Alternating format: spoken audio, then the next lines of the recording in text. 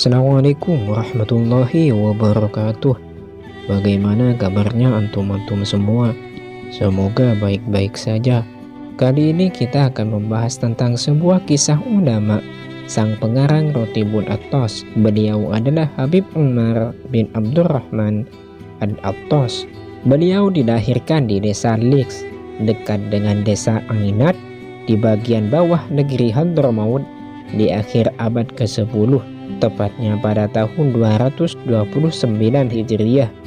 Sejak kecil beliau diasuh dan dididik oleh ayahnya beliau sendiri, Habib Abdurrahman bin Agil. Meskipun mata beliau buta sejak kecil, tetapi Allah memberinya kecerdasan otak dan pandangan hati atau basirah, sehingga beliau mudah menghafal apa saja yang pernah didengarnya.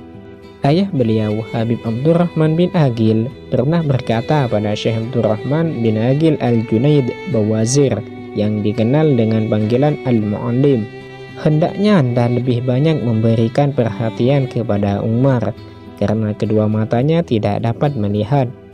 Jawab Syekh Abdurrahman, meskipun kedua mata Umar tidak dapat melihat, tetapi pandangan basirahnya dapat melihat disebabkan hatinya bersinar.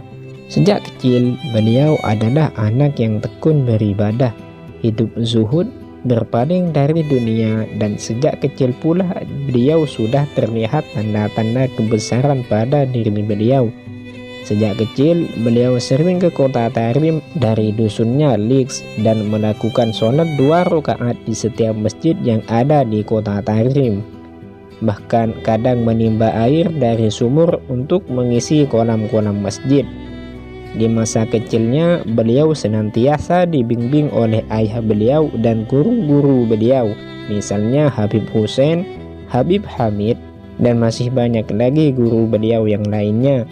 Ayah beliau, Habib Abdurrahman bin Agil, adalah seorang arif billah, seorang ulama yang taat menjalani hukum-hukum Allah. Beliau adalah tokoh para wali terkemuka di masanya.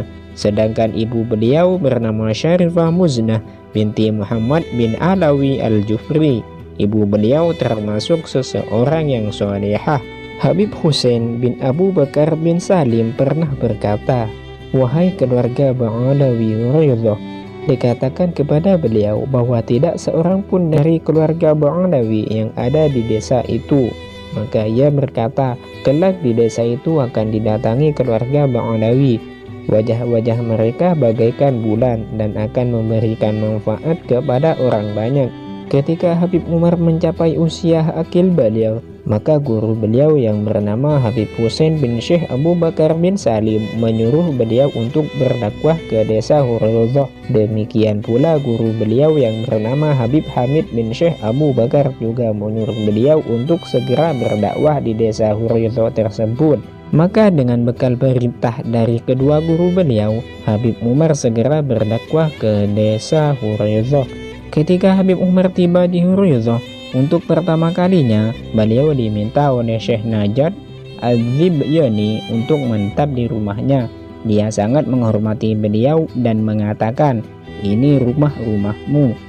Sehingga Syekh Najat mendapatkan barokah yang luar biasa dari beliau. Di desa itu pula ada seseorang wanita yang bernama Solehah. Ia bernazar untuk memberikan hartanya dan bagian dari rumahnya kepada Habib Umar.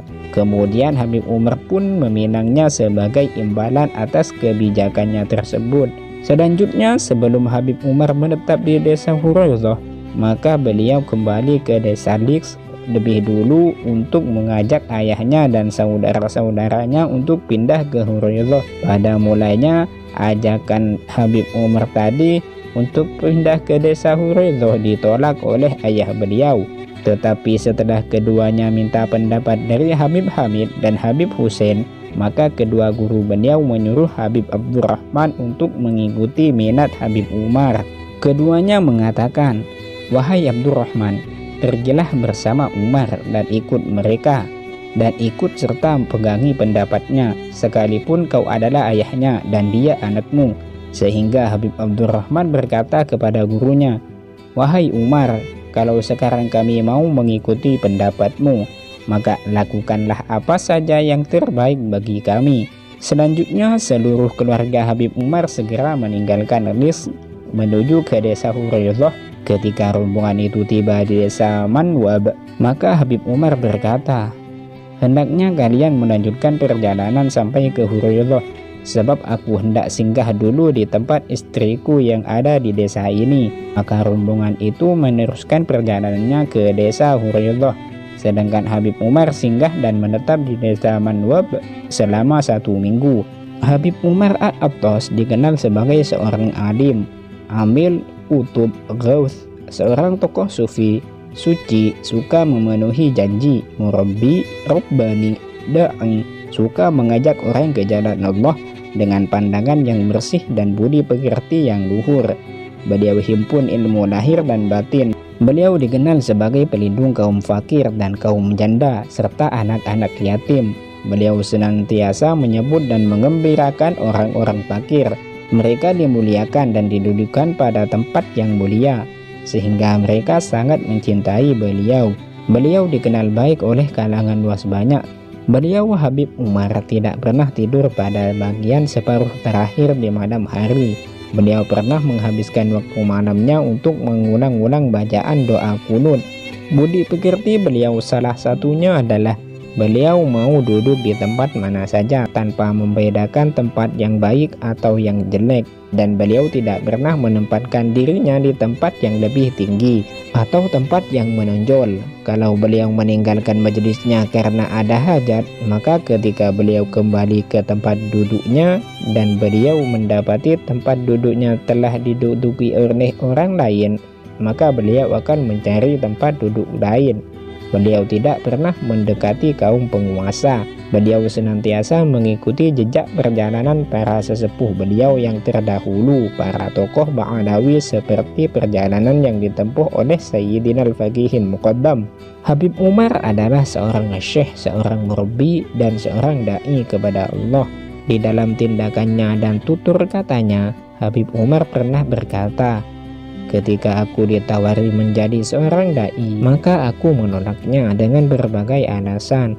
Kemudian dikatakan kepadaku, kami akan menjadikan bagimu seorang pendamping dan membantu yang akan mendampingimu untuk menunaikan tugasmu." Seseorang tersebut menunjuk kepada Syekh Ali Baros. Maka aku menerima tugas itu dan Syekh Ali Baros akan membantuku dan mendukungku. Beliau Habib Umar dikenal sebagai seseorang yang sangat warok.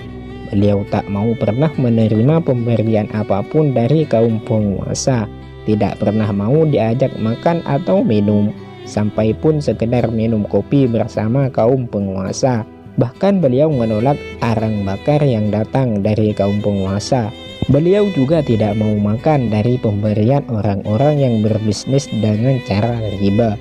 Pada suatu kunjungan beliau di Wadi, maka beliau dipersilahkan singgah di rumah seseorang dari keluarga Bak Sulaim, sedangkan mereka tidak mau memberikan bagian warisan bagi anak-anak perempuan. Maka beliau menolak untuk singgah dan beliau berkata, "Bagaimana aku akan singgah di rumah seseorang yang tidak mau memberikan waris bagi anak-anak perempuannya, padahal Allah menyuruh memberikannya dalam Al-Quran." Kewaraan Habib Umar juga beliau tidak mau menerima harta wasiat dari seseorang kecuali bila beliau telah memperjelaskan benar-benar tentang ridho ahli warisnya. Habib Umar tak hanya warok, beliau juga tawadu. Habib Abdullah bin Alawi Al-Haddad berkata, "Ketika kami berkunjung ke desa Hurairah ke tempat Habib Umar, kami melihat Habib Umar bersikap sangat tawadhu. Tidak seorang pun dari orang-orang besar yang dapat mengikuti perangai beliau seperti itu. Begitu tawadhunya perangai beliau, meskipun tingginya kedudukan beliau, sampai beliau tidak dapat dibedakan dengan kawan-kawan duduknya yang lain. Di tengah majelisnya, beliau tidak duduk di tempat yang khusus, tidak pakai pakaian khusus, sehingga beliau tidak berbeda dengan kawan-kawan duduk yang lain. Bila bangun karena ada hajat dan tempat duduknya ditempati orang lain, beliau tidak marah dan tidak menyuruh orang itu untuk pindah. Bahkan beliau duduk di tempat lain sampai aku pernah berkata, "Alangkah tidak sopannya kalian terhadap imam ini." Tak hanya itu, Habib Umar juga terkenal sebagai seseorang yang sangat dermawan, yang amat murah tangan, sehingga rumahnya selalu dibanjiri segala lapisan masyarakat yang membutuhkan bantuan beliau. Kedermawanan Habib Umar tidak pernah membedakan orang. Semua orang disamakan pelayanannya, baik dia orang yang fakir atau pejabat tinggi. Habib Umar sangat peduli untuk memberi makan orang-orang, sehingga menyuruh pembantu-pembantunya untuk menyiapkan sebagian hasil panen buat nanti bila datang musim penceklip, sehingga kalau ada orang-orang yang membutuhkan pertolongan, pasti kebutuhan mereka dapat terpenuhi. Meskipun besarnya kedermawanan Habib Umar, tetapi beliau tidak pernah menyombongkan diri di depan orang-orang lemah. Beliau senantiasa memberi pelayanan kepada orang-orang lemah dengan penuh kasih sayang, sehingga mereka tidak pernah rasa malu dengan beliau. Habib Umar juga dikenal sebagai seseorang yang selalu merahasiakan keistimewaan-keistimewaannya dan ketekunan beribadahnya. Demikian pula Habib Umar selalu mewasiatkan hal itu bagi murid-muridnya. Habib Umar suka mengasingkan diri dari masyarakat, kata beliau. Menonjolkan diri merupakan penyakit yang tidak ada obatnya. Disebutkan bahwa Habib Umar Al-Attas pernah memberitahukan dekatnya ajalnya. Ada kalanya pemberitahuan itu berupa isyarat-isyarat yang dapat dimengerti, tetapi ada pula yang terang-terangan. Disebutkan bahwa ketika beliau ditanya oleh seorang pada umur berapa beliau akan wafat, maka beliau mengisyaratkan pada usia 80 tahun. Kenyataannya memang demikian. Berita tersebut pernah disampaikan oleh Habib Abdullah, putra beliau. Sehingga seiring dengan berjalannya waktu, ajalnya pun semakin tiba. Namun sebelum beliau menghembuskan nafasnya yang terakhir, beliau meminta diwudui, maka Syekh Abbas bin Bahafas mewudui beliau. Namun ketika Syekh Abbas lupa menyela-nyela jenggot beliau, maka beliau mengingatkannya dengan gerakan tangan. Sebab pada waktu itu beliau sudah tak dapat berkata-kata. Tentunya hal itu ada sebagai pertanda bahwa beliau selalu mengikuti jejak-jejak sunnah Rasulullah, meskipun di saat yang sangat kritis. Waktu pun terus berjalan, hingga akhirnya membuat Habib Umar menghembuskan nafasnya yang terakhir di tengah malam, yaitu malam Kamis tanggal 23 Rabiul Akhir 1072 Hijriah. Wafatnya Habib Umar membuat murid-murid dan pengikut beliau merasakan kesedihan yang sangat mendalam, baik kecil maupun besar. Beliau wafat di desa Nafun, tetapi jenazah beliau dimakamkan di desa Huriyullah pada hari Kamis sore. Para pelawat jenazah beliau mengadakan pembacaan Al-Quran dan menghatamkannya berkali-kali, dan hal itu berlangsung selama 8 hari di sisi kuburan beliau. Hal itu menunjukkan betapa besarnya karomah beliau. Tepat pada di kuburannya Habib Umar, suasana di desa itu diliputi mendung dan hujan.